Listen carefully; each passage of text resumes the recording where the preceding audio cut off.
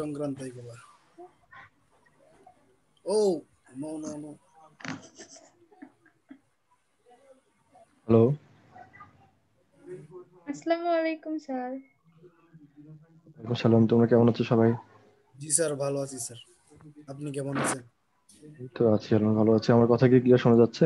জি sir, জি sir.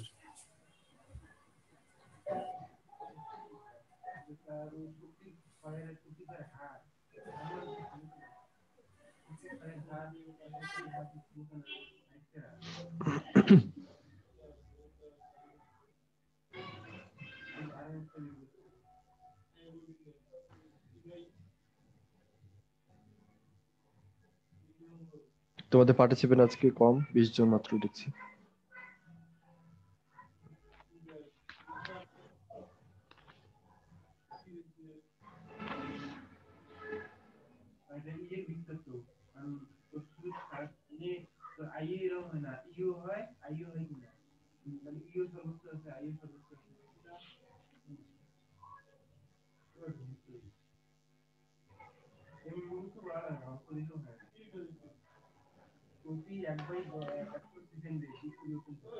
আচ্ছা, আমরা তো কারেন্ট সোর্স, ভোল্টেজ সোর্স পড়ছিলাম। তোমাদের গত ক্লাসে এটার সময় ছিল না আলোচনা করার মতো, শেষ হয়েছিল আর কি।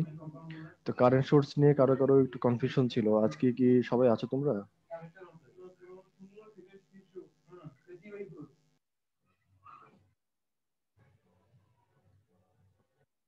হ্যালো,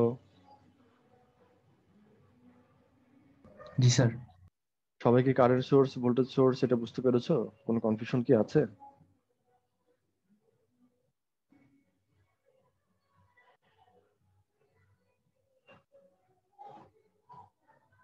আর একটু বুঝিয়ে দেন। আচ্ছা,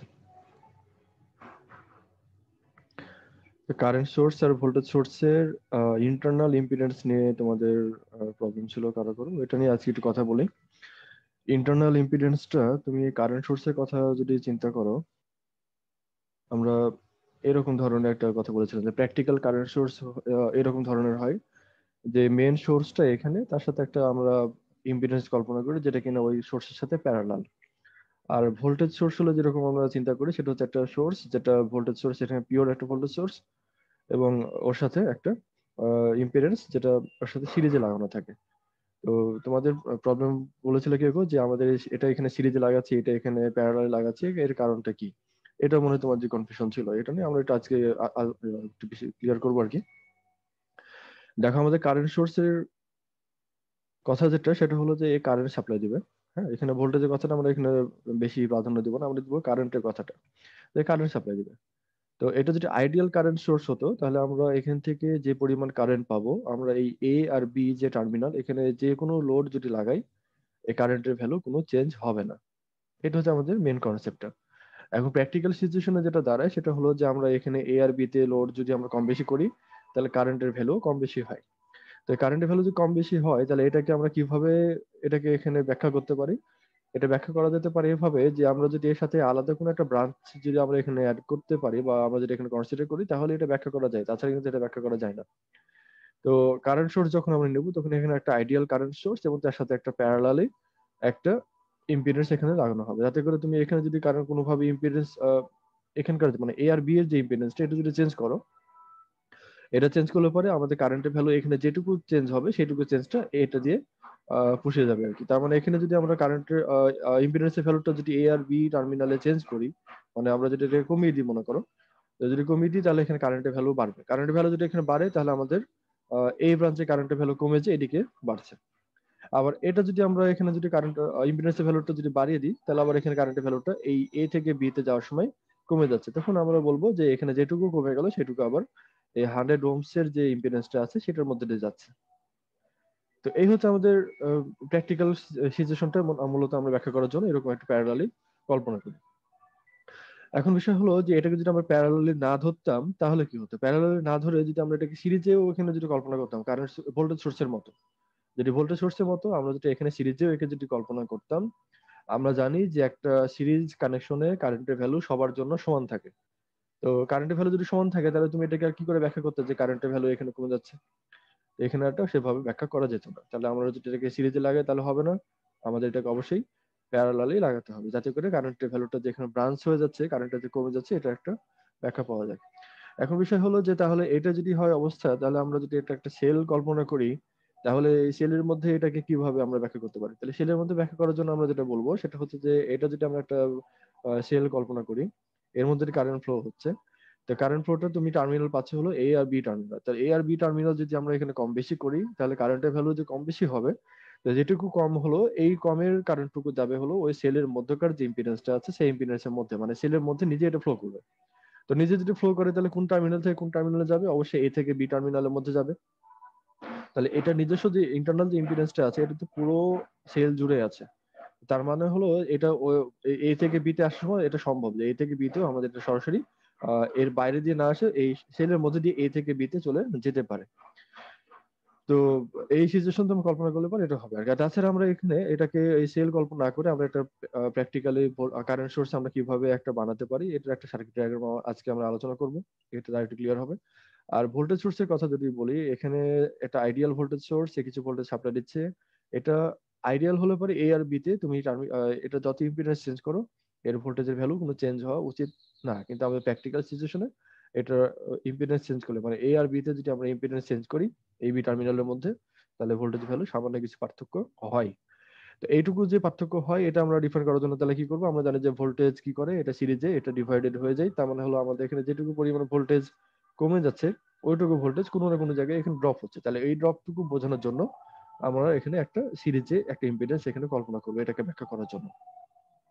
এবং এই সিরিজে ব্যাখ্যা করা যদি না হতো তাহলে প্যারালালে ব্যাখ্যা করলে কি করতে, প্যারালালে যদি এখানে কানেকশন হতো তাহলে এটাকে আর ব্যাখ্যা করা যেত না। কারণ হলো আমরা জানি যে প্যারালাল কানেকশনে প্রত্যেকটা নোডে ভোল্টেজ সমান থাকে। তার মানে এই 100 ওহমস এর যে ইম্পিডেন্স সেটা যদি আমরা এ আর বি তে সরাসরি লাগাতাম, মানে এই সোর্সের সাথে প্যারালালে যদি লাগাতাম, তাহলে এ আর বি তে যে ভোল্টেজ ড্রপ এই 100 ওহমস এর অ্যাক্রসেও এই একই ভোল্টেজ ড্রপ হয়ে যেত। তাহলে তুমি এখানে যে ভোল্টেজটা কমে গেল এ থেকে বি তে, এটা তুমি আর ব্যাখ্যা করতে পারতে না। তো আমাদের মূল কথা যেটা সেটা হলো যে কারেন্ট সোর্সের ক্ষেত্রে ইম্পিডেন্সটা আমরা প্যারালালি ধরবো, ভোল্টেজ সোর্সের জন্য আমরা ইম্পিডেন্সটা সোর্সের সাথে সিরিজে ধরবো।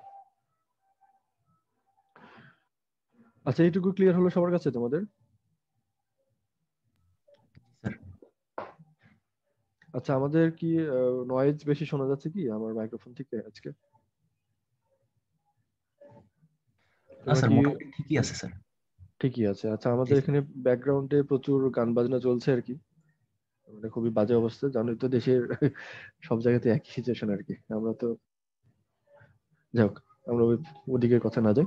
তো আমাদের এখন এক্সাম্পলটা যদি আমরা যে প্র্যাকটিক্যাল সিচুয়েশনে কিরকম হয়, আমরা জেনার ডায়োড নিয়ে প্র্যাকটিক্যাল করেছি সেকেন্ড ইয়ারে, তাই না? সেকেন্ড ইয়ার আমরা সবাই জেনার ডায়োড নিয়ে প্র্যাকটিক্যাল করেছি। তাহলে এই জেনার ডায়োড নিয়ে যে প্র্যাকটিক্যালটা সেটা কিন্তু আমাদের একটা প্র্যাকটিক্যাল ভোল্টেজ সোর্স আমরা ধরতে পারি।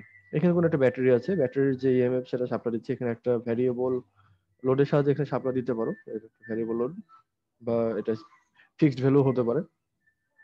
এখন এই জেনারের অ্যাক্রসে যে ভোল্টেজ ড্রপ হবে সেটা হচ্ছে এর যে জাংশন ভোল্টেজ যেটা ব্যারিয়ার ভোল্টেজ, যেটা ব্রেকডাউন ভোল্টেজ, যেটা ওই ব্রেকডাউন ভোল্টেজের সমান ভোল্টেজ, এটা 3.0 ভোল্টের একটা জেনারেটর। তাহলে এটার অ্যাক্রসে ওই 3.0 ভোল্টই ড্রপ হওয়ার কথা। তো আমরা যদি এখানে এটা ড্রপটা দেখি, একটা রেজিস্ট্যান্সের যদি অ্যাক্রসের ড্রপটা দেখি, সেটা এখানে আমরা দেখতে পাচ্ছি 3.07। এটা আইডিয়ালি কাছাকাছি ধরতে পারে, এটা কম বেশি কিছু হতে পারে, এটা সমস্যা নাই। তো আমরা এখানে 3 ভোল্ট, এটা 3 ভোল্টে আমরা এখানে পাচ্ছি। তাহলে এরকম ধরনের সোর্স গুলোকে আমরা তাহলে বলতে পারি এটা ভোল্টেজ সোর্স, এবং সেটা প্র্যাকটিক্যাল ভোল্টেজ সোর্স। এটা আইডিয়াল কখনোই না, কারণ এটা যদি চেঞ্জ করি এটা একটা লিমিট পর্যন্ত এই ভোল্টেজটা চেঞ্জ হবে না, কিন্তু যদি খুব বেশি এটা এক্সট্রিম পজিশনে চলে যাও, এক্সট্রিম পজিশন মানে হতে পারে লোডটাকে আমরা শর্ট সার্কিট করে দিলাম, অথবা হতে পারে এটাকে ওপেন সার্কিট করে দিলাম। ওপেন সার্কিট করে দিলে পরে লোড এই 3.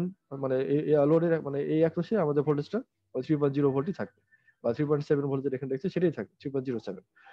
কিন্তু এটা যদি শর্ট সার্কিট করে দিই তাহলে ওই জেনার ডায়োড আর কারেন্ট দিয়ে এটাকে পৌঁছাতে পারবে না, তখন আমাদের ভোল্টেজটা অটোমেটিক্যালি কমে আসবে। বা রেজিস্ট্যান্স যদি অনেক কমিয়ে দিই, শর্ট সার্কিট করলাম না কিন্তু রেজিস্ট্যান্স করে দিলাম 1 ওহম 2 ওহম বা সামথিং এরকম ওহমস রেঞ্জে, তারপরে একই ঘটনা ঘটবে, এটাতে যে পরিমাণ কারেন্ট সাপ্লাই দিচ্ছে সেটা দিয়ে ভোল্টেজটা ঠিক থাকবে না। তো একটা কথা এখানে কথা আসে, একটা টার্ম আসে, যেটা হলো যে এই ভোল্টেজ সোর্সের যে ম্যাক্সিমাম ভোল্টেজ সাপ্লাই দিতে পারে এই সাপ্লাই ভোল্টেজটাকে আমরা বলি কমপ্লায়েন্স ভোল্টেজ। তো যে কোনো সোর্সে তোমার এরকম ভোল্টেজ সোর্স গুলো আলাদা আলাদা ডিজাইনের জন্য কমপ্লেক্স ভোল্টেজ আলাদা আলাদা হয়, এবং এটা কত ভোল্ট পর্যন্ত বা কত এই রেজিস্ট্যান্স পর্যন্ত এটা এরকম কনস্ট্যান্ট একটা ভোল্টেজ সাপ্লাই দিতে পারবে, এটার একটা মেজার হলো এই কমপ্লেক্স ভোল্টেজ। কমপ্লেক্স ভোল্টেজ যত বেশি হবে এটা তত ভালো এই ইয়া হিসাবে ভোল্টেজ সোর্স হিসাবে কাজ করবে। আচ্ছা, এখানে একটা কথা বলার প্রযোজ্য, একটা হচ্ছে আমরা যেটা বলি যে তোমার স্টেবিলাইজড পাওয়ার সাপ্লাই, আর একটা হচ্ছে আমাদের regulated power supply. Stabilised power supply যেটা, এটার কনসেপ্টটা কিন্তু আবার ভিন্ন। স্টেবিলাইজড পাওয়ার সাপ্লাই মানে আমরা যদি ইনপুটকে চেঞ্জ করি, ইনপুটে এখানে 12 ভোল্ট ছিল, এটাকে 100 ভোল্ট 200 ভোল্ট করে দিলাম, তারপর আমাদের আউটপুট যেটা থাকার কথা সেটাই থাকবে। এটা হচ্ছে স্টেবিলাইজড পাওয়ার সাপ্লাই এর একটা মানে বৈশিষ্ট্য আর কি।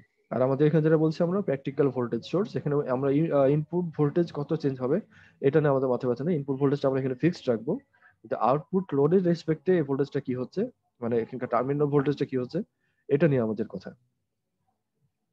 আচ্ছা, এখন চলে আসি কারেন্ট সোর্সের এই এক্সাম্পলটা। কারেন্ট সোর্সের যে ছবিটা এখানে দেখছো, একটা ট্রানজিস্টর আছে। এই ট্রানজিস্টরের যে কালেক্টরের সাথে ভোল্টেজের মধ্যে আমরা লোডটা লাগাবো, মানে যে লোডটা আমরা এখানে চালাতে চাই ওই লোডটা এই ভোল্টেজ থেকে কালেক্টরের মাঝে আমরা এটাকে কানেক্ট করবো। তার মানে এটি হচ্ছে আমাদের টার্মিনাল পয়েন্ট, একটা কালেক্টর এবং একটা ভিসিসি বা একটা পাওয়ার সাপ্লাই ভোল্টেজ এটা।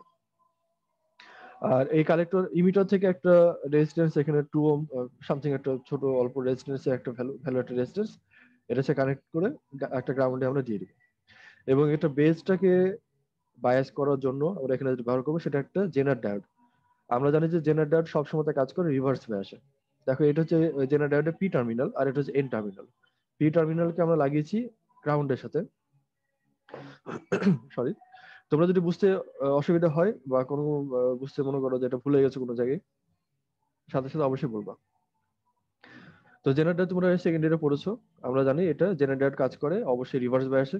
তাহলে এখানে পি টাইপ দিয়েছি গ্রাউন্ডের সাথে, এন টাইপ দেওয়া হয়েছে এটা রেজিস্ট্যান্সের মধ্যে দিয়ে পজিটিভ কোনো একটা সাপ্লাইয়ের সাথে, তার মানে এটা অবশ্যই রিভার্স বায়াসে হয়ে গেছে।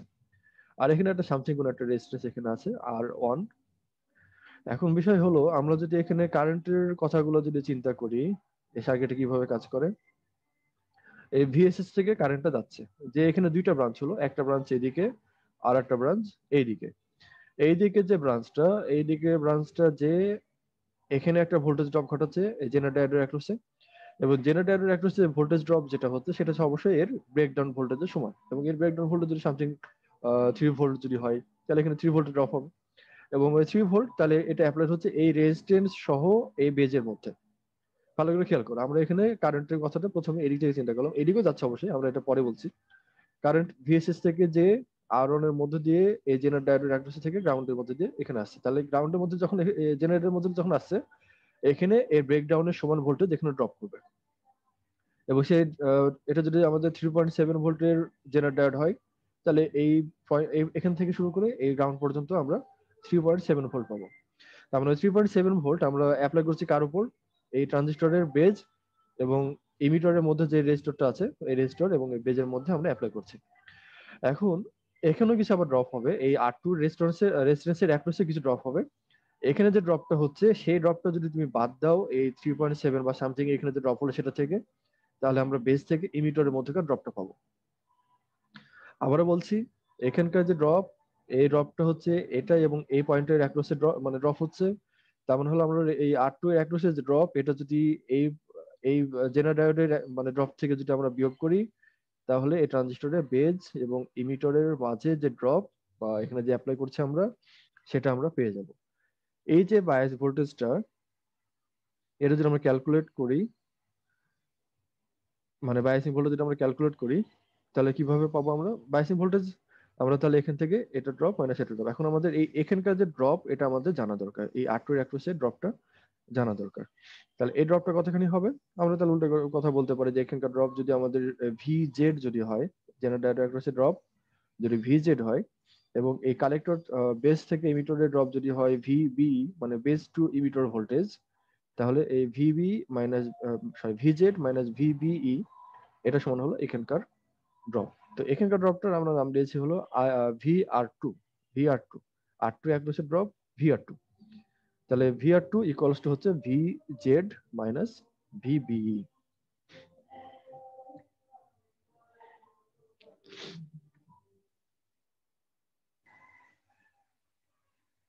তোমাদের পার্টিসিপেন্ট কমতে আছে, এরকমই কি থাকে? আরো তো বাড়ে মনে হয়, তাই না? বাড়বে আশা করি স্যার। আচ্ছা, আর আশা করো ভালো। আজকে আমাদের 34 বাজে, যাক আমাদের ঠিক আছে। আমরা তাহলে এখানে যে কারেন্টটা এখানে সাপ্লাই হচ্ছে লোডের মধ্যে দিয়ে, এই কারেন্ট আমরা আমাদের নিয়ে মেইন কথাটা, লোডের মধ্যে দিয়ে যে কারেন্টটা ফ্লো করছে সেই কারেন্টটা কত সেটা আমাদের জানতে হবে। এখন লোডের মধ্যে যে কারেন্ট, এটার নাম হলো আমাদের IR2। IR2 কেন বলছি আমরা? এই লোডের মধ্যে কারেন্ট এটা হলো মূলত, যখন তুমি এই ট্রানজিস্টর একটা ভোল্টেজ বেজে সাপ্লাই দিলা, ভোল্টেজ একটা মানে বেজে একটা ভোল্টেজ সাপ্লাই দিলা, ট্রানজিস্টরটা ওপেন হলো। এখন ওপেন হওয়া মানে হলো কালেক্টর এবং এমিটরে মানে তোমার কারেন্ট ফ্লোটা সহজ করে দেওয়া। তার মানে এখান থেকে যে কারেন্টটা ফ্লো হচ্ছিল আরেকটা ব্রাঞ্চ, ওই ব্রাঞ্চটা এখন এই লোডের মধ্যে দিয়ে R2 এর মধ্যে দিয়ে যে এখানে গ্রাউন্ডেড হবে। তাহলে এই লোডের মধ্যে যে কারেন্টটা ফ্লো হলো, ওই কারেন্টটাই মূলত R2 এর মধ্যে দিয়েও ফ্লো হচ্ছে, আমরা বলতে পারি। হ্যাঁ, এখন তুমি যুক্তি দেখাতে পারো যে এখান থেকে যে বেজ থেকে যে কারেন্টটা আসলো এটাও তো এর সাথে যুক্ত হয়ে R2 এ আসছে। হ্যাঁ, এটা আসছে, তবে এটা এতই অল্প পরিমাণে, এটা এই কারেন্টের তুলনায় এটা নেগলিজিবল। আমরা তাহলে এটা এফেক্টিভলি ধরতে পারি প্র্যাকটিক্যাল সিচুয়েশনে, যে কারেন্টের মূলত দুইটা ব্রাঞ্চ হলো, একটা এইদিকে যে এই জেনারেটরের মধ্যে গ্রাউন্ড, আর একটা এর মধ্যে দিয়ে যে এই কালেক্টর থেকে এখানে গ্রাউন্ডেড হয়ে গেলো। তো এখন এইদিকে যে কারেন্টটা আসছে ওই কারেন্টের ভ্যালুটা মূলত আমাদের R2 এর কারেন্টের সমান।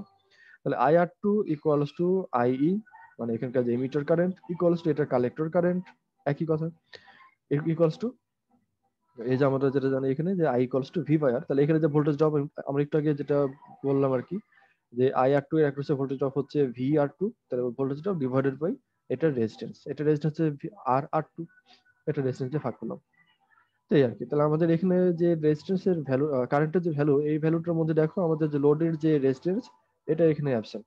আমাদের লোডের রেজিস্ট্যান্স কত তার উপরে এই IR2 এর ভ্যালুটা নির্ভর করছে না। তো আমাদের তাহলে এখানে লোড যাই চেঞ্জ করি না কেন, যতই চেঞ্জ করি, আমাদের এই কারেন্টটা মূলত একই থাকছে, এটা আমরা বলতে পারি। তাহলে এটা মূলত একটা রেঞ্জ পর্যন্ত ভালো কারেন্ট সোর্স হিসেবে কাজ করবে আর কি। স্যার, বুঝছো কি? হ্যাঁ বলো। স্যার এইখানে লোডের ভিতর দিকে দিয়ে যে কারেন্টটা আসছে এটা কেন নেগলেক্ট করা হলো স্যার, এটা একটু বলতে চাই। কোনটা লোডের মধ্যে কারেন্ট? ও না, লোডের মধ্যে কারেন্ট আমরা নেগলেক্ট করিনি। লোডের মধ্যে কারেন্ট কিন্তু এখানকার মধ্যে কারেন্টের সমান, এটা বলছি। আমরা বলেছি লোডের যে ভ্যালু, মানে লোডের রেজিস্ট্যান্সের যে ভ্যালু, এটা কিন্তু আমাদের এখানে কোনো জায়গাতে আসেনি ইকুয়েশনের মধ্যে। আছে কি? লোডের ইম্পিডেন্স যদি হয় ZL বা সামথিং LRL, এরকম কোনো টার্ম আমাদের এই ইকুয়েশনের মধ্যে নাই। আমাদের যে কারেন্টের যে ইকুয়েশন আমরা একটু এখন যেটা ডিরাইভ করলাম, এই কারেন্টের ইকুয়েশনের মাঝে এই লোডের কোনো ইম্পিডেন্সের টার্ম নাই। তার মানে হলো যে এই কারেন্টটা এটা লোডের ইম্পিডেন্সের উপরে পুরোপুরি মানে কোনোভাবে এটা নির্ভর করছে না আর কি, R2 এর মধ্যেকার যে কারেন্টটা যাচ্ছে। হ্যাঁ, এখন বিষয় হলো তাহলে আমরা এই লোড যদি আমরা চেঞ্জ করি তাহলে আমাদের কারেন্ট, এই লোডের মধ্যেকার যে কারেন্ট যেটা সেটা একই রকম কারেন্ট ফ্লো হবে। এখন লোড যদি তুমি ইনফিনিটি করে দাও তাহলে কি হবে? ইনফিনিটি লোড যদি আমরা করে দিই তাহলে আমাদের সাপ্লাইয়ের তো একটা লিমিটেশন আছে। আমাদের যে সাপ্লাইয়ের যেটা মানে ভোল্টেজ সাপ্লাইয়ের যেটা, এটা এত পরিমাণ ভোল্টেজ সাপ্লাই দিতে পারে না যে ইনফিনিটি দিয়ে কারেন্ট সাপ্লাই দিতে পারবে। তখন এর মধ্যে দিয়ে কারেন্ট ফ্লো কমে যাবে এবং যেটুকু কমে গেল সেটা আবার এর মধ্যে দিয়ে ফ্লো করবে। এর মধ্যে দিয়ে ফ্লো করলে সেটা আবার লিমিটেড কারেন্ট ফ্লো করবে। কারণ হলো এখানকার যে কারেন্ট ফ্লো হবে সেটা নির্ভর করছে এখানকার ভোল্টেজ ড্রপ কিরকম, এখানকার ভোল্টেজ ড্রপ কিরকম। এখন তোমার টেম্পারেচার যদি চেঞ্জ না হয় তাহলে এটা বেস টু ইমিটর যে ভোল্টেজ এটা চেঞ্জ হবে না, এটার ব্যারিয়ার ভোল্টেজ এখানে চেঞ্জ হচ্ছে না, এবং ফাইনালি এর মধ্যে কারেন্টও চেঞ্জ হবে না। কিন্তু যদি টেম্পারেচার চেঞ্জ হয় তাহলে আমাদের এই বেস টু ইমিটর যে কারেন্ট, এই কারেন্টের ভ্যালু চেঞ্জ হবে, মানে সরি ভোল্টেজ চেঞ্জ হবে এবং এর মধ্যে কারেন্ট ফ্লো বাড়বে আর কি। তো যাই হোক, আমরা ট্রানজিস্টর যখন পড়বো আরো এগুলো নিয়ে আরো ডিটেলস আলোচনা তখন করা যাবে ট্রানজিস্টর চ্যাপ্টার গুলোর মধ্যে। তো এমনি এক্সাম্পলটা এখানে তোমাদের ক্লিয়ার হলো কিনা?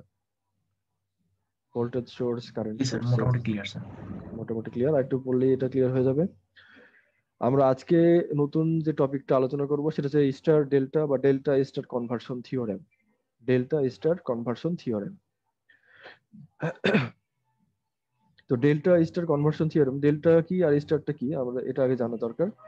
আমাদের বিভিন্ন নেটওয়ার্কে আমরা দেখেছি এরকম ধরনের ছবি আর কি, আমরা দেখেছি আর কি বিভিন্ন সার্কিটের মধ্যে।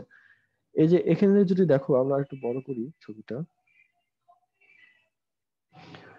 এই যে অংশটা দেখো, এ এখান থেকে সি ডি বি, মানে এরকম এইটুকু যে অংশটা, এটাকে একটা সার্কিট বলা যায় নাকি এটাকে আমরা নেটওয়ার্ক বলবো? তোমাদের কি ধারণা? নেটওয়ার্ক বলবো এটাকে স্যার।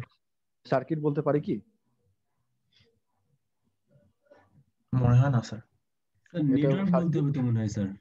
সার্কিট বলতে পারি না, এটাকে আমরা বলবো নেটওয়ার্ক। নেটওয়ার্ক, জি স্যার। হ্যাঁ, কারণ হলো সার্কিট হতে হলে সেটাতে ক্লোজ ক্লোজ লুপ হতে হবে। কোনো সোর্সের ব্যাপার স্যাপার থাকতে পারে, নাও পারে, কিন্তু আমাদের মূলত ক্লোজ লুপটা এখানে ইম্পর্টেন্ট।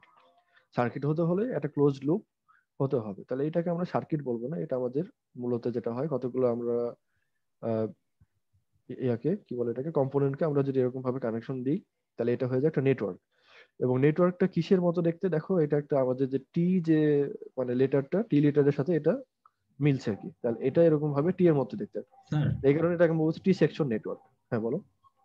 স্যার সোর্স ছাড়া কি সার্কিট হবে?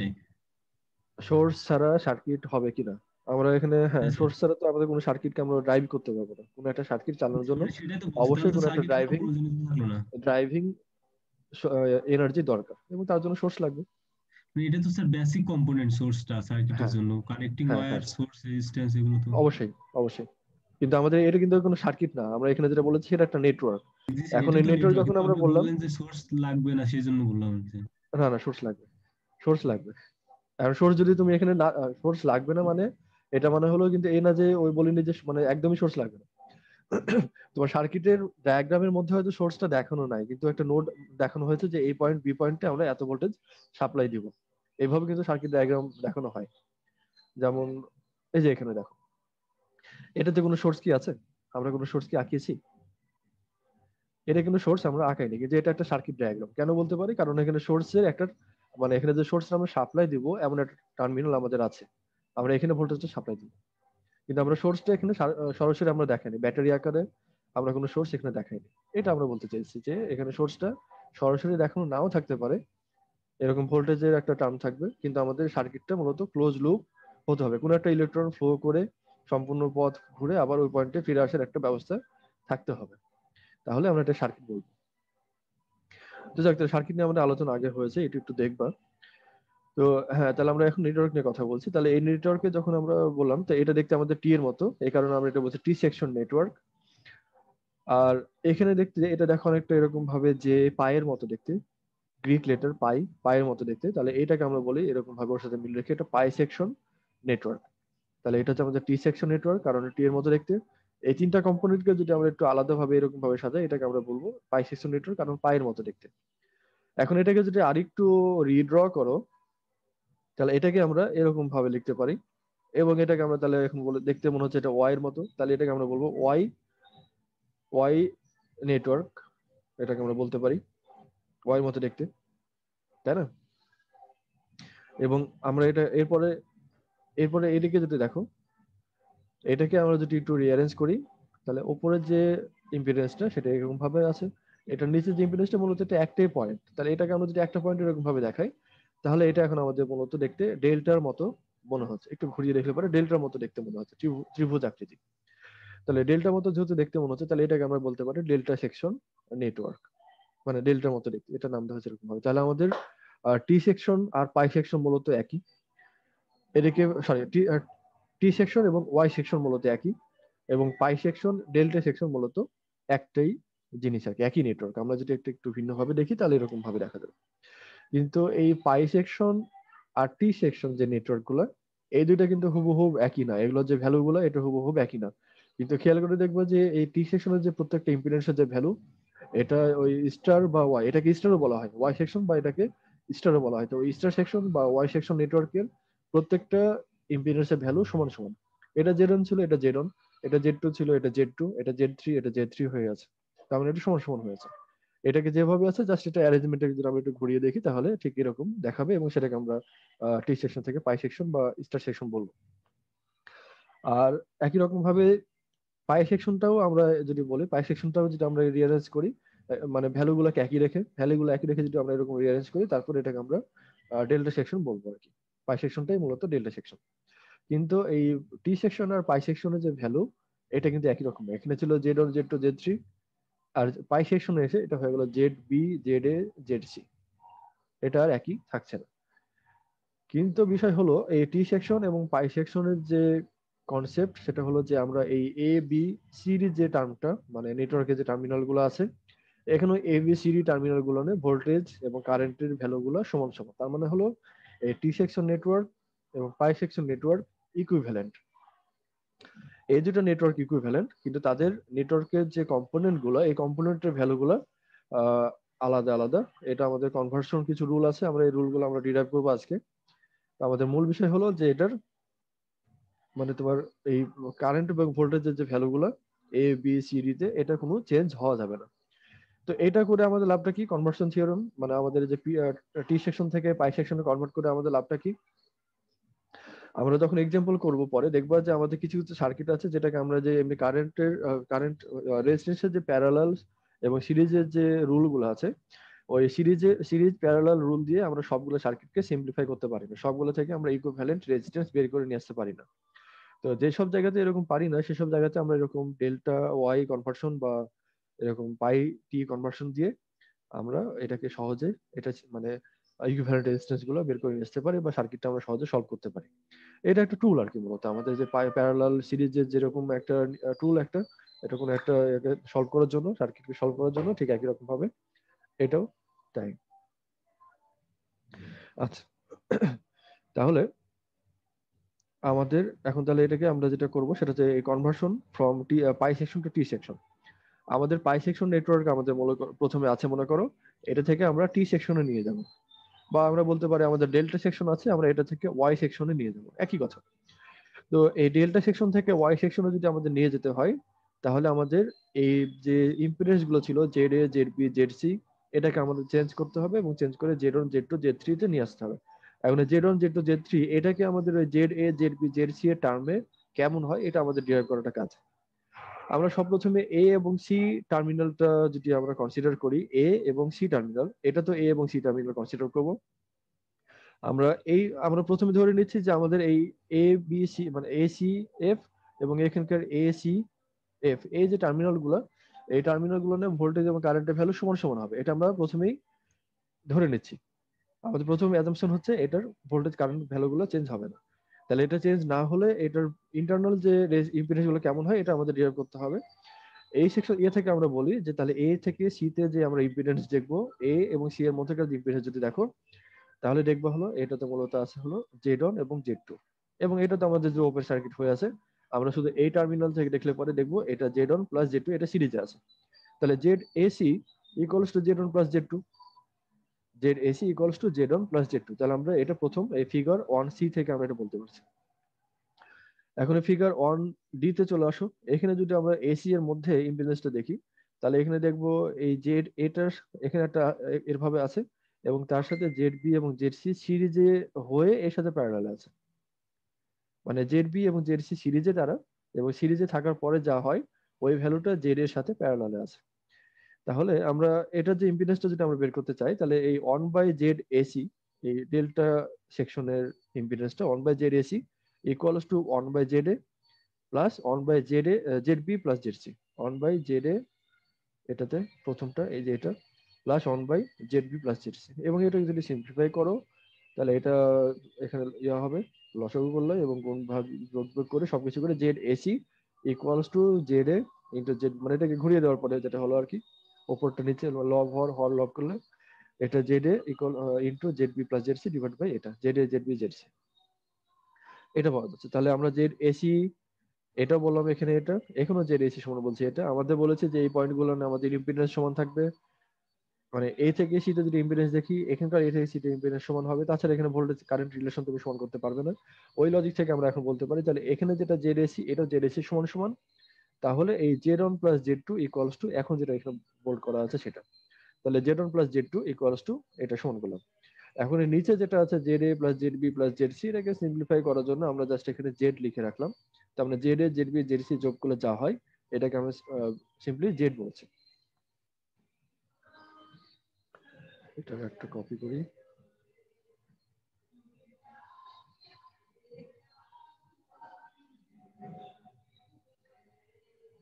তাহলে আমরা এটাকে 1 নম্বর ইকুয়েশন দিয়ে রাখলাম।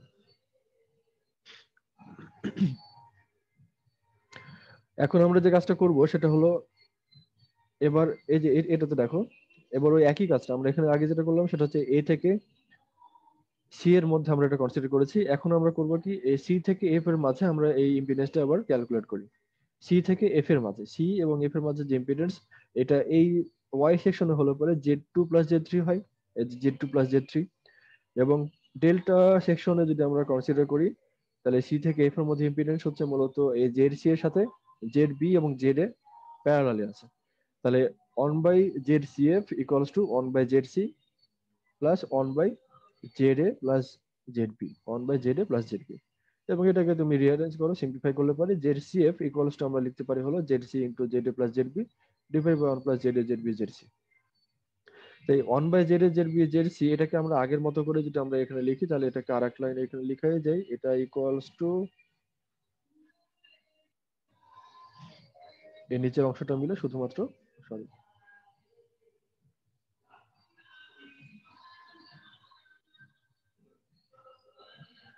নিজের অংশটা মিলে শুধুমাত্র জেড। তাহলে এটা হলো আমাদের পরের, আমরা এ থেকে সি এর মধ্যে আমরা ইম্পিডেন্স নিয়েছি, সি থেকে এফ এর মধ্যে নিলাম। আরো একটা টার্ম আছে এরকম টার্মিনাল আমরা এখানে নিতে পারি, সেটা হচ্ছে এ থেকে এফ এর মাঝে, এ থেকে এফ এর মাঝে। তাহলে এ আর এফ এর মাঝে যদি আমরা ইম্পিডেন্সটা যদি আমরা এখন কল্পনা করি, ছবিটা আমরা এখানে নিয়েছি তোমাদের দেখা বোঝার সুবিধার জন্য, একটু পরে আমি এটা ডিলিট করে দেবো অবশ্যই, এটা যাতে সহজে দেখতে পারো সামনে, এই কারণে। তাহলে এ থেকে, এবার আমরা নেবো এ থেকে এফ এর মাঝে।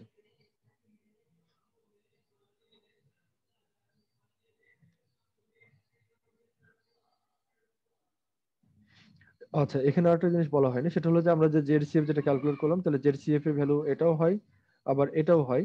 তাহলে আমরা এটাকে যদি ইকুয়েট করি, তাহলে Z1 Z2 plus Z3 equals to আমরা এটা বলতে পারছি।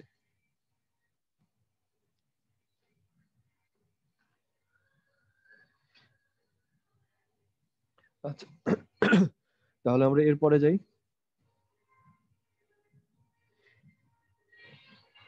এবার এ থেকে এফ এর মাঝে কেমন হয় এটা আমরা একটু ডিরাইভ করি। তাহলে এ থেকে এফ এর মাঝে যদি দেখি আমরা প্রথম এই অন সি ফিগারে স্যার ওয়াই সেকশনের জন্য, হ্যাঁ বলো স্যার ওখানে কি কি বলছো। আপনি মানে ইকুইভ্যালেন্ট যে ডেল্টা আর হচ্ছে গামা, ডেল্টা আর এই যে ওয়াই, ডেল্টা আর ওয়াই, এই দুইটা যে হ্যাঁ, ইকুইভ্যালেন্ট, এটা ধরে নিয়ে এই কথাটা বললেন এইটা ইকুইভ্যালেন্ট। ইকুইভ্যালেন্ট, হ্যাঁ ইকুইভ্যালেন্ট ধরে নিই। ইকুইভ্যালেন্ট আচ্ছা মানে হলো যে এই এ থেকে এফ এর মধ্যে যদি এই সার্কিটে যদি তুমি ইম্পিডেন্স ভোল্টেজ কারেন্ট মাপো, এখানে এ থেকে এফ এর মধ্যে ইম্পিডেন্স ভোল্টেজ কারেন্ট সব একই থাকবে। আচ্ছা, মানে বুঝছো? হচ্ছে জেড পি এর মান আমরা ওইভাবেই নির্ণয় করে নিছি। হ্যাঁ, এইভাবে আমরা নির্ণয় করছি আর কি। এটা ধরে নিই, তাহলে এই Z A Z B Z C বা Z one Z two Z three এগুলোর রিলেশন কেমন হয় এটা আমরা ডিরাইভ করছি। জি স্যার, বুঝতে পারছি স্যার। আচ্ছা, তাহলে আমরা জেড এফ যেটা জেড এফ, তাহলে আমরা এখানে কি পাবো, এই সার্কিট থেকে পাচ্ছি হলো Z one plus Z three, Z one plus Z three. আর এই সার্কিট থেকে জেড এফ এর ভ্যালু পাবো হলো জেড বি, এর সাথে আমাদের প্যারালাল আছে হলো Z A plus Z C. তাহলে এই Z A plus Z C parallel করে আমরা যদি এটাকে আগের মতোই ইকুয়েশন এখানে যদি বসাই, তাহলে 1/ZF equals to 1/ZB plus 1/ZA plus ZC। এটাকে রিঅ্যারেঞ্জ করো, তাহলে ZCF এর ভ্যালু এটা হয় ZCF into ZA plus ZC divide by 1/ZA ZA sir ZB ZC। হ্যাঁ বলো। এখানে মনে হয় স্যার ইকুয়েশন গুলোতে স্যার যদি আলাদা করে বলে দিতাম যে এটা হচ্ছে গামা ওয়াই সেকশনের জন্য আর এটা হচ্ছে ডেল্টা সেকশনের জন্য, তাহলে মনে হয় ভালো হতো না, কনফিউজড হয়ে যাচ্ছি। না, মানে এই কনফিউশন যে হওয়ার কিছু নাই। আমরা আচ্ছা, আমরা এখানে কিন্তু যে উপরে এটা বলেছি দেখো, figure on C figure on মানে ডি, বলতেছি স্যার পরীক্ষার সময় যখন লিখবো তখন কি আলাদা করে লিখবো যে এটা হচ্ছে ডেল এভাবে সেকশনের জন্য লিখবো, ইকুয়েশন, এভাবে লিখবো স্যার? এভাবে লিখবো, সমস্যা নেই। তুমি এটা একবার এখানে একটু জটিল মনে হচ্ছে, আমাদের 4টা ফিগার দিয়েছি তো, 4টা ফিগারকে আবার এটা ইকুইভ্যালেন্ট বলেছি দুইটা, তো এই কারণে জটিল মনে হচ্ছে। একবার পড়তে গেলে দেখবে যে একদম সহজ। আমাদের সিম্পল এমনি কারেন্ট প্যারালাল সিরিজের যে রুল গুলো আছে সেটা দিয়ে তো আমরা এটাকে ডিরাইভ করছি, একদম সহজ এটা। তাহলে তাহলে এখন আমাদের যে জেড এফ, এটা আবার সি এফ হয়ে আছে কেন, এ, হ্যাঁ, তাহলে Z F equals to Z one plus Z three, এটা আমরা বলতে পারছি। তাহলে আমাদের যে জেড এফ এর যে ভ্যালু, এটা যদি আমাদের এটাও হয় এটাও হয়, তাহলে আমরা এটা থেকে আমরা এখন বলতে পারি Z one plus Z three equals two এই ভ্যালুটা সমান মানে জেড বি প্লাস এটা। এবং নিচে যে Z A Z B Z C ছিল, এটাকে আগের মতোই আমরা ওয়ান বাই মানে জাস্ট জেড বলে দিলাম আর কি। তাহলে এইভাবে আমরা মোট তিনটা স্যার একটা রিলেশন কোশ্চেন পেলাম। আছে স্যার। হ্যাঁ, কে হ্যালো প্রশ্ন করছে বলো। হ্যালো, স্যার, হ্যাঁ এখানে বলো। তো আমি অনুরূপ ভাবে লিখতে পারি। অনুরূপ যেহেতু আমি যদি লেফট বের করে দিতে বলি অনুরূপ ভাবে হ্যাঁ, এফ তুমি সমান অত, বের করে দিতে তারপরে পারলে এই খুবই সমান ভালো। অত, এভাবে তো লেখা যাবে। আসলে লেখার হ্যাঁ? নিয়মটা ওইভাবে, তো তোমাদের এখানে যেন বুঝতে মানে সুবিধা মিল হয় আছে এই জন্য আর কি, এগুলো আর কি। করে দিয়েছি। হ্যাঁ, প্রত্যেকটা মিল আছে, একটা আমাদের সিকোয়েন্স আছে আর কি। তুমি প্রথমটা বের আচ্ছা, করলে, বের করার পরে যদি বলো যে আমাদের তাহলে অনুরূপভাবে দেখাতে পারি, এটা থেকে এই টার্মিনালে এত ইম্পিডেন্স, এটা থেকে এত টার্মিনালে এত ইম্পিডেন্স, এবং এভাবে ইকুয়েশনটা, মানে ফাইনাল ইকুয়েশন যেটা আমরা লিখছি, এই যে ফাইনাল ইকুয়েশন যেটা, এটা এই ইকুয়েশনটা এই দুই টার্মিনালের জন্য এরকম হয়, ওই দুই টার্মিনালের জন্য এরকম হয়। পরের দুটার জন্য বলে দিলে কোনো সমস্যা নেই, বরং বইয়ে এভাবে আছে, আমি আর একটু এটা বেশি ডিটেলস করেছি। আচ্ছা, আচ্ছা, ওকে স্যার, ঠিক আছে। তাহলে Z A Z B Z C এটা সমান আমরা জেড এখানে বলেছি। এখন এই আমরা এখান থেকে যেটা জানতে চাই সেটা হলো যে জেড ওয়ান এর ভ্যালু কত, Z two Z three value কত, এটা আমরা জানতে চাই। তাহলে এই যে তিনটা যে ইকুয়েশন আছে, তাহলে এই তিনটা ইকুয়েশন থেকে Z one Z two Z three এটা বের করার উপায় হলো তুমি যে কোনো দুইটা ইকুয়েশনকে যোগ করো এবং আর একটা ইকুয়েশন এখান থেকে বিয়োগ করো। মানে আমরা যে এখন যে তিনটা ইকুয়েশন আমরা ডিরাইভ করলাম, এটা আমাদের দরকার নেই। এই যে তিনটা ইকুয়েশন আমরা যেটা ডিরাইভ করলাম, এটা এক নাম্বার দেখো, এই যে এটা প্রথম টার্মিনাল দুটো থেকে আমরা এটা ইকুয়েশন ডিরাইভ করেছি, পরে আমরা ডিরাইভ করেছি এটা, এবং তারপরে এখন যেটা ডিরাইভ করলাম এটা। তো এই তিনটা ইকুয়েশনের মধ্যে আমরা যদি যে কোনো দুইটাকে যোগ করি এবং আর তিন নাম্বারটাকে যদি আমরা বিয়োগ করি, তাহলে আমরা এই জেড ওয়ান বা জেড টু বা জেড থ্রি যে কোনো একটা আমরা এখান থেকে পেয়ে যাবো আর কি। তো আমরা যেটা করবো সর্বপ্রথমে এই এক নম্বর আর তিন নম্বরকে এখানে যোগ করব। আমরা এবার একটু ছোট করি এটাকে, আমাদের ইকুয়েশন গুলো এখানে আমরা ছোট করে লিখেছি আর কি, আমাদের বোঝার সুবিধার জন্য। তাহলে আমরা এখানে যেটা করেছি সর্বপ্রথমে এই এক নম্বর হচ্ছে এটা, দুই নম্বর ইকুয়েশন ছিল এটা, তিন নম্বর ইকুয়েশন ছিল এটা। এক নম্বর আর তিন নম্বরকে আমরা যোগ করেছি এবং দুই নম্বরকে আমরা বিয়োগ করেছি। তা দুই নম্বরে বিয়োগ করে আমাদের জেড টু এবং জেড থ্রি টার্মটা চলে গেল, শুধু জেড ওয়ান এর টার্ম এখানে থাকবে। এবং তুমি মানে এটা যোগ করে এরকম পাবা আর কি, এই ইকুয়েশনটা পাবা। তিনটাকে যোগ করে আমরা এটা পাচ্ছি এবং এখান থেকে তুমি শুধু জেড ওয়ান এর ভ্যালুটা পাবা, Z one equals to Z A Z B divided by Z. এখন জেড মানে কিন্তু এর মধ্যে Z A Z B Z C তিনটে আছে। এখন একই রকম ভাবে আমরা এক এবং দুইকে যোগ করব এবং তিনকে যদি এখান থেকে বিয়োগ করি, তাহলে তিনের মধ্যে কি কি টার্ম আছে, ওয়ান আছে, টু আছে, মানে ওয়ান আছে এবং থ্রি আছে। তার মানে এখানে যেটা নাই সেটা থাকবে, তাহলে জেড টু নাই, এবার জেড টু থাকবে, তাহলে এবার টু জেড টু, এগুলো সিম্পল এমনি ক্যালকুলেশন, এটা তোমরা করলেই পারবে। তাহলে এখন এখান থেকে Z two equals to Z A Z C divide by Z. এবার একই রকম ভাবে আমরা এবার যেটা করব, আমাদের জেড অর জেড টু হয়েছে, জেড থ্রি জানা দরকার। তাহলে জেড থ্রি নাই হলে এই যে এই টার্মটাই, আমরা আমরা এবার যেটা করবো সেটা হচ্ছে দুই নম্বর এবং তিন নম্বর ইকুয়েশনকে যোগ করব এবং সেখান থেকে এক নম্বর ইকুয়েশনকে বিয়োগ করব। তাহলে এখান থেকে আমরা পাচ্ছি হলো জেড থ্রি, তাহলে জেড থ্রি ইকুয়ালস টু এখান থেকে Z B Z C divide by Z. তো আমরা যে তিনটা ইকুয়েশন আমরা এখন পেলাম, এই তিনটা ইকুয়েশনের মধ্যে কিছু মিল আছে।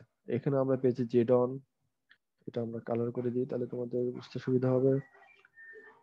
এটাকে কালার মনে করো নীল করে দিলাম, জেড টু জেড থ্রি।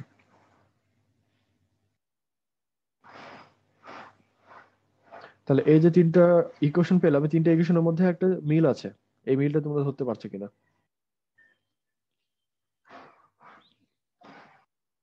জি স্যার, এক ধরনের সিমেট্রি আছে স্যার, নিচে জেড আছে সিমেট্রি আর আছে, সেটাই। উপরে হ্যাঁ, বিপরীত দুইটা আছে স্যার। হ্যাঁ, না জেড তো সবার জন্য সমান, জেড মানে Z A Z B Z C, মানে Z A plus Z B plus Z C আর কি। এখন উপরে দেখো, যখন আমরা ওয়ান ধরেছি তখন এখানে আমাদের এই এ বি সি, সিটা নাই। এখানে টু ধরেছি তখন দুই নম্বরে আমাদের বি, বি নাই। এখানে যখন তিন ধরেছি তখন তিন নম্বর এক নম্বরে এ, এটা নাই। তার মানে উল্টা দিক থেকে, এক হলে পরে সি, দুই হলে বি, তিন হলে সি, সরি এ। তো আমরা এখানে যে Z one Z two Z three দিয়ে আমরা যেটা ডিরাইভ করলাম, আমাদের এই ফিগারের জন্য এই কথাটা সত্যি। আমরা এখানে যে ফিগারটা উপরে দেখেছি, এই ফিগারের Z one Z two Z three এটা ধরার জন্য আমাদের কথাটা সত্যি। কিন্তু এটা যদি তুমি Z one Z two Z three যদি এখানে চেঞ্জ করো, আমাদের ইকুয়েশনটাও চেঞ্জ হবে। আমরা এটাকে জেড এ এটাকে না ধরে এটাকে ধরতে পারি বা এটাকেও জেড এ ধরতে পারি, বুঝছো? এখন আমি এই ফিগারে কোনটাকে জেড এ ধরেছি কোনটাকে জেড অন ধরেছি তার উপর ডিপেন্ড করবে আমার ইকুয়েশনটা কেমন হয়। এবং এক একটা বইয়ে এক এক রকম ভাবে পাবে। কোনো জায়গাতে তোমার ইকুয়েশনটা এই এখানে জেড অন আছে, এখানে জেড হয়তো সি এখানে হয়তো আছে, এ নাই, এমন হতে পারে।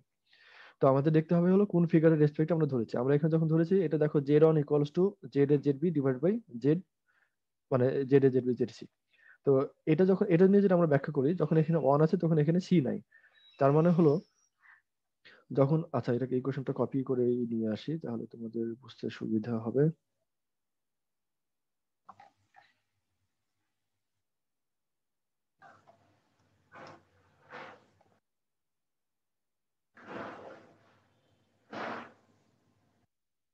এখানে দেখো, তাহলে আমরা যেখানে যেটা করছি জেড অন, যখন এই ভ্যালুটা আমরা বের করছি, এটা সমান হলো অপোজিট এখানে এই জেড এ এবং জেড বি, এটা গুণফল ডিভাইড বাই 3টা যোগফল। তার মানে এটা এটা কোন টার্মিনাল? এটা হলো আমাদের এ টার্মিনাল। তাহলে এই টার্মিনালের সাথে আছে জেড অন। তাহলে এই টার্মিনালের যখন আমরা এটার ইকুইভ্যালেন্ট রেজিস্ট্যান্সটা আমরা যদি এখানে বের করতে চাই, এটা ইকুয়ালস টু হবে এখানে যে ডেল্টাতে যে এ আছে, ওই এ তে যতগুলো মানে যে রেজিস্ট্যান্স গুলো এখানে আছে বা যে ইম্পিডেন্স গুলো আছে তাদের গুণফল ডিভাইড বাই 3টার যোগফল। বুঝছো? এইভাবে চিন্তা করো। তাহলে যখন আমরা সি এর জন্য আমরা যখন বের করবো তখন এখানকার যে রেজিস্ট্যান্সটা মানে জেড টু, তাহলে জেড টু ইকুয়ালস টু হবে এটার জন্য Z A Z C divide by Z. এটা মিলে কিনা দেখো। তাহলে জেড টু ইকুয়ালস টু, কোথায় আমরা করলাম, Z two equals to Z A Z C divide by Z. একই রকম ভাবে জেড এর জন্য আমরা বলতে পারি, জেড এর জন্য এখানে জেড মানে জেড থ্রি ইকুয়ালস টু, মানে জেড থ্রি আছে হলো এফ এর সাথে, তাহলে এফ এর সাথে কি কি আছে, জেড বি এবং জেড সি। তাহলে Z three equals to Z B into Z C divided by Z. তাহলে Z three equals to Z B into Z C divide by Z. দেখো মিল পাচ্ছ? আমরা মূলত ইকুয়েশনটা যতখানি এরকম 1 2 3 যে মনে রাখবো তার থেকে বেশি মনে রাখবো এই ছবিটা থেকে। আমাদের এই ইয়াগুলো দেখতে হবে যে কোথায় কি আছে। এটা এখানকার রেজিস্ট্যান্স বের করার সময়তে বা এটার ইম্পিডেন্স বের করার সময়তে ডেল্টাতে ওটার ইকুইভ্যালেন্ট মানে এর সাথে যেটা আছে, এই টার্মিনালের সাথে যেটা আছে ওই দুটো গুণফল ডিভাইড বাই 3টার যোগফল। এটা তো সহজ কথা। যে কোনো একটা টার্মিনালের সাথে যে ইম্পিডেন্সটা লাগানো হবে স্টারে, এটা ডেল্টাতে ওই একই টার্মিনালের সাথে যে রেজিস্ট্যান্স বা ইম্পিডেন্স গুলো আছে ওই ইম্পিডেন্স গুলোর গুণফল ডিভাইড বাই 3টা ইম্পিডেন্সের যোগফল। এটা আমাদের পাই থেকে টি এ কনভার্সনের জন্য মনে রাখতে হবে। আচ্ছা তাহলে এটাকে আমাদের আর দরকার নাই, এটা আমরা ডিলিট করে দিই। এখানে যেটা করলাম, এরপরে আমরা যেটা আরেকটু যদি আগাই এরপরে, আচ্ছা এখানে একটু বলে নিই। তাহলে এখানে জেড অন জেড টু এবং জেড থ্রি পেলাম, Z on Z two Z three পেয়েছি Z A Z B Z C এগুলোর সাহায্যে। তাহলে আমরা যেটা করলাম সেটা হচ্ছে আমাদের আগে ছিল এই Z A Z B Z C, এখান থেকে আমরা এই Z on Z two Z থ্রিতে গেলাম। তার মানে আমাদের পাই সেকশনের নেটওয়ার্ক ছিল, আমরা এখান থেকে টি সেকশনের নেটওয়ার্কে আসলাম। এটা বুঝতে পারলে কিনা এখন? জি সরি স্যার। স্যার এখানে একটা হ্যাঁ কোশ্চেন ছিল স্যার। হ্যাঁ অবশ্যই বলো। স্যার যখন আমরা এগুলো প্র্যাকটিক্যাল ইউজ করবো স্যার, তখন তো স্যার যদি এ এফ এবং সি পয়েন্টে মানে টি সেকশন বা ডেল সেকশন।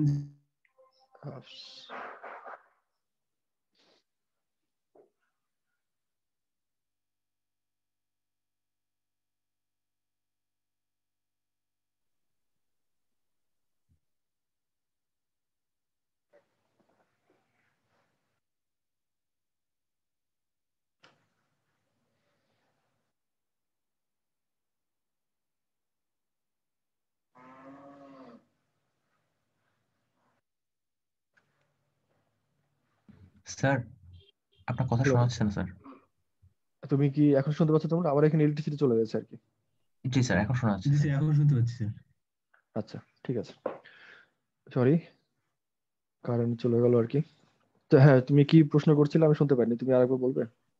স্যার আমি বলছি স্যার এটা তো স্যার এটা তো আমরা ধরে নিলাম যে এসি এবং এফ এ যেটা ভোল্টেজ বা কারেন্ট মানে পরিমাণ সমান ধরে ডেল্টা সেকশন থেকে পাই মানে এই দুটো কনভার্সন করলাম স্যার। হুম যখন হুম। প্র্যাকটিক্যাল ইউজ করবো স্যার তখন আমরা তিনটা ভ্যালুটাকে আমরা কিভাবে জানতে পারবো, বা না জানলে তো আমরা এটা দুটো তো করতে পারবো না কনভার্সনটা। হ্যাঁ প্র্যাকটিক্যালি আমাদের মনে করো যে কোনো একটা সার্কিট থাকবে, এটাকে আমরা সিম্পলিফাই করতে চাইবো, তখন আমাদের একটা ভ্যালু জানা থাকবে, যে কোনো একটা ভ্যালু জানা থাকবে, হয় টি এরটা জানা থাকবে অথবা পাইটা জানা থাকবে। ওই যেটা জানা আছে ওর মাধ্যমে আমরা পরেরটাতে চলে যাবো আর কি। স্যার বুঝছো? জানা থাকবে মানে কি বলে দেওয়া থাকবে মানে যে এইগুলার হ্যাঁ ভ্যালু হ্যাঁ এরকম? হ্যাঁ বলে দেওয়া থাকবে যে জেড এর ভ্যালু এখানে হয়তো 5 ওহম, এটা 2 ওহম, এটা 3 ওহম। তাহলে এটা যদি হয় তাহলে এটার ইকুইভ্যালেন্ট টি সেকশনে কত, এটা মানে কনভার্ট করো। এরকম ধরনের কোশ্চেন থাকবে। বুঝছো? একটা নেটওয়ার্ক দেওয়া থাকবে, বলবে যে এটার প্রত্যেকটা টার্মিনালে হয়তো বা 5 ওহম করে আছে, তাহলে এটাকে আমরা ইকুইভ্যালেন্ট টি সেকশন নেটওয়ার্কে কনভার্ট করো। অথবা বলে থাকবে যে একটা টি সেকশন নেটওয়ার্কে প্রত্যেকটা আহ, ইয়াতে ব্রাঞ্চে 2 ওহম করে আছে, এটাকে ইকুইভ্যালেন্ট পাই সেকশন নেটওয়ার্কে কনভার্ট করো। বুঝছো? এরকম ধরনের কোশ্চেন থাকতে পারে। এবং আর আমরা আরো এটা করবো এক্সাম্পল আরো এক্সাম্পল করার সময় দেখবো যেটা ক্লিয়ার হয়ে গেছে আর কি। আমরা আর একটু আগাই। এই পর্যন্ত যেটা বললাম এর মধ্যে কোনো কোশ্চেন আছে কিনা? আচ্ছা, নাই সম্ভবত। তাহলে আমরা যেটা করলাম এটা পাই থেকে টি এ কনভার্ট করেছি। এখন আমাদের টি থেকে পাই এ কনভার্ট করতে হবে। এখন টি সেকশন আছে, টি সেকশন থেকে পাই সেকশনে আমাদের কনভার্ট করতে হবে। এটা খুবই সহজ। সময় কি আছে তোমাদের? আজকে করব, শেষ করে দিই, এটুকু অল্প একটু আছে তাই না? স্যার আজকে থাক স্যার, আজকে সময় নাই। আচ্ছা, আজকে থাকবে না, শেষ করে দেওয়া যেত আর কি। আচ্ছা ঠিক আছে, সময় যেহেতু নাই বলছো, ঠিক আছে। আসলে সময় নাই, 5 মিনিট ওভার হয়ে গেছে। তো যেটুকু পড়ালাম এর মধ্যে কারো কোনো কোশ্চেন থাকলে বলো, অথবা আমরা এখান থেকে সামনের দিন এখান থেকে আবার শুরু করবো আর কি। তো ঠিক আছে, সবাই ভালো থেকো। কোশ্চেন হয়তো নেই কারো, আমরা স্টপ শেয়ার করলাম। ঠিক আছে, আল্লাহ হাফিজ।